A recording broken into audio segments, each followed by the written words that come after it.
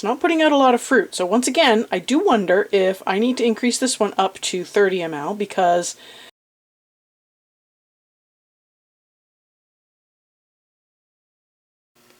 welcome back. Thank you so much for joining me. If you're new here, I'm Kathryn, the Aerogarden Homesteader, and today is another plant update, and this is looking really well. I don't know if you can tell. It's really hard to tell because it's still super dense and bushy, but I did go through and I did try to find some of the sort of dead branches that were hiding in the interior. It did open it up just a little bit, but not a whole ton. But I did find somewhere under here, there's a tomato hiding back there, so that was kind of nice. Nice little surprise. I have not seen any other tomatoes, except for the sort of the one hanging down here that still does not seem to be ripe. It's sort of getting dry though. But over here, I do wonder if it is just losing its flowers and not actually getting pollinated. So either I'm not tapping it enough, which is a distinct possibility because I haven't been, or it needs more food. Now, I fed this about 25 ml about 2 weeks ago, and I felt like that was a pretty decent amount of food. I don't know if you can tell, there's lots of new growth. This is all new growth up here. There's new growth back there. There's some new growth down here. There's just new growth everywhere. It's just all over the place. It's also like hiding in little pockets where it's just sort of sprouting off of ends where, you know, I've pulled off some of the older branches. So, I don't know if it needs more food, if it got too much food, which I don't think is the case. This is a pretty big plant, so I think it can handle it. Or not enough food? I don't know. So I'm not sure what's going on with that. I could try to give it 30 ml this time and see if that improves anything. But it is getting really big and just bulky. There's still a lot of sort of leaves back there, or branches that have kind of shriveled and dried up a little bit that need to come out, but it's really hard to get in there. I don't know if you're aware of this, but tomato plant stinks. Like, every time I touch this thing, it stinks. It's not horrible, but it's just that tomato plant smell. I don't like it very much. And the habanero. So, this one, I did finally go through, and I did prune it back just a tiny bit. I tried to be nice about it. I only took off small parts. Mostly it was like the tips of active growth, so it does look a little bit better, honestly. It was pretty sprawling. It was just starting to get seriously out of hand. So yeah, there is the loss of, it was just so many flowers. I mean, if you look on the ends of the branches here, there's just so many flowers just clustered up, and it's insane how many flowers this thing is putting out. It's not putting out a lot of fruit. So once again, I do wonder if I need to increase this one up to 30 ml because it does seem like it is dropping a lot of flowers and it's not sort of supporting a lot of fruit. So there's just, I don't know if you can see, I do try to clean this up regularly, but there's just flowers everywhere, and I've only got like 3 or 4 peppers on here. So I've got the one here, there's one over here, and then there's the one in the interior that's been there for a while. And I think that's it, honestly. So, and again, I don't really go through and tap this one as much as I should, so I don't know if that's part of the problem or if it's something else. But health-wise, both of the plants seem to look okay. It's just not supporting fruit. So, I need to probably figure out if needs more food or if there's something else going on. And normally it's easier to just assume it's the food, but I wonder if something else is going on. I will probably give it more food today. I'll just bump it up to 30 because it'll just be easier on me, and I'll go from there, see what happens. Otherwise, I don't know. And over here, my poor pepper plants. I hacked it back really severely. I basically took out a lot of the branches that just didn't have any fruit on it or anything. So right now I'm just left with 2 little peppers on this one, which I could probably harvest and just take out that plant. I could try actually taking out the whole reservoir and just sort of spraying this down like crazy.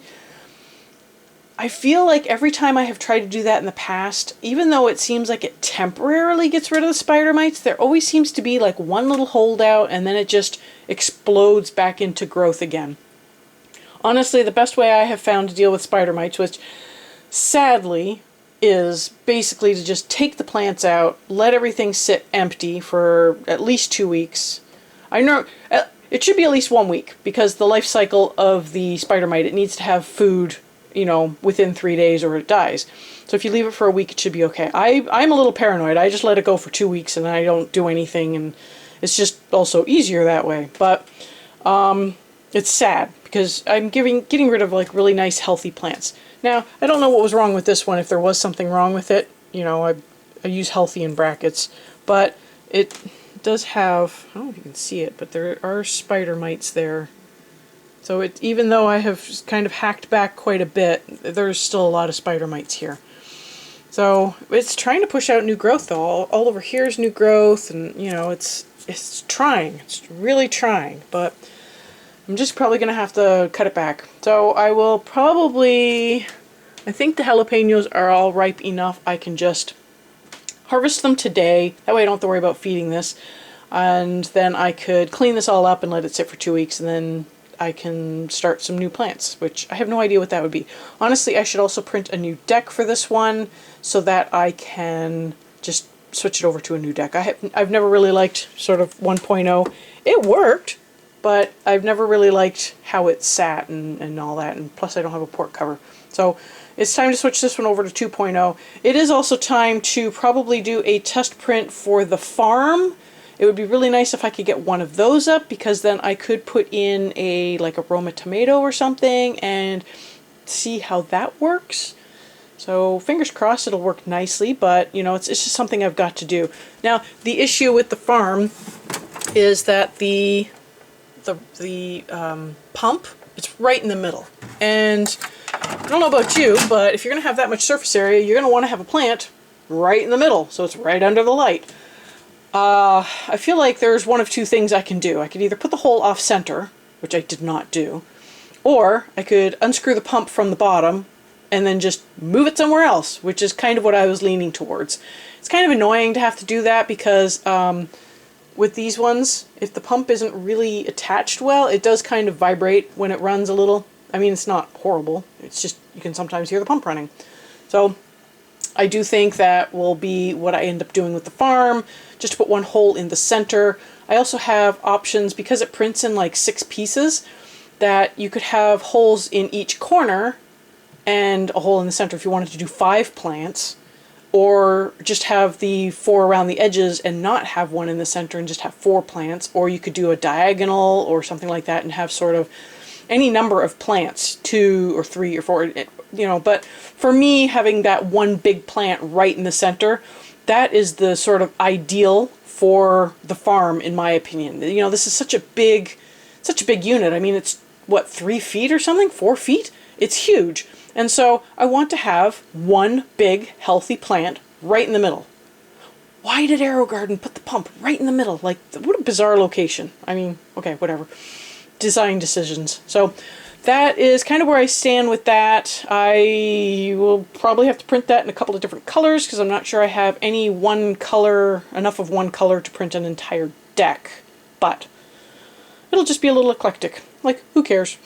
But anyways, that's kind of where the farm stands right now, and this one I do have the Bounty 2.0 deck, which I will show you in a minute and show you how that is going, but I've been much more pleased with how that one turned out, and it's just been sort of a better overall design. And over here is the Bounty 2.0 deck. We are sort of familiar with this, we've seen it before. In here is lettuce. This is that Paris Island lettuce. I did shuffle things around a little bit. I turned this rock on its side just so that the plant would kind of be a little closer to the water. I took the dome cover off yesterday because I thought, oh, they're big enough, they'll be fine. I don't know if you can see, the rocks dried out, and I did not feel like the roots were long enough to access the water that's a little further down. So I ended up putting the dome covers back on. You can see that the rocks are starting to get a little more wet. These dome covers really hold in a lot of humidity. When I took them off, they were just dripping with water. So they actually came from like a yogurt Oreo mix-in container that my kids didn't like. Boy, they're picky. But they are doing really well. The rocks are holding in the moisture as long as the dome cover is on right now. The seedlings look like they're doing pretty good, actually, considering how I started them like just raw on the lava rock, no dirt covering it, no nothing, just the moisture from the rock. They've been doing pretty good. And this one did have 2 seedlings in it. I took the other seedling out and I put it in the Harvest with the Green deck. So that is at least growing and viable. And it'll just sit there until I can get my kid to help me start the strawberry seed they wanted to start. But we'll see if that ever happens. These lettuce seedlings have not received any food yet. I have found with lettuce that if I don't give them food right away, they do seem to perform a lot better. So I will sort of be playing by ear when these will receive food, but I will definitely let you know. It's been almost a week, a little more than a week since these have gotten going. So they're still doing pretty good. And I will just evaluate food-wise when to give them food. It might be another 2 more weeks before they get food, but you know, it's just going to be what stage are they at, and I'll just evaluate at that point as you know, as I sort of keep an eye on them. So this deck is I've been pretty pleased with this deck. Now this one, I did hear this one rattling earlier when it was on, and I don't know if it's because I have it in the pump enclosure or if it's because the pump is not sitting flat on the surface. Okay, well maybe this will stop it from rattling. Looks like it's a lot more flatter. So, but yeah, this works a lot better. It just feels more solid and just holds together a bit better. It doesn't seem as wobbly. So I've been a lot more pleased with this layout and how it's working. I hope you found this video useful. Thank you so much for watching. I will have some videos up at the end that you might enjoy, and I will see you next time on the Aerogarden Homestead.